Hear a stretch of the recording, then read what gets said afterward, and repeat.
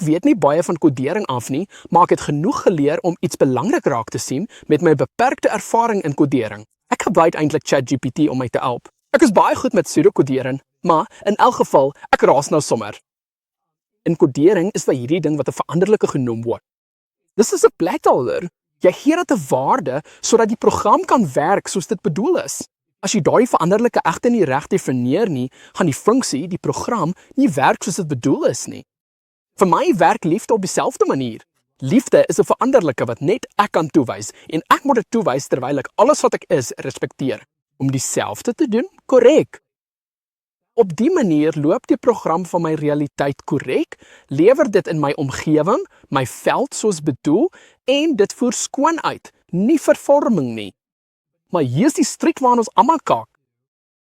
Ons skiem per ongeluk beheer toe aan hierdie veranderlike toe dit bedoel was om liefde daaraan toegeken te hê. En dan, wanneer die program loop, lewer dit glad nie 'n liefdesprogram nie, dit lewer 'n bondage program, reg? Android, iOS, Windows.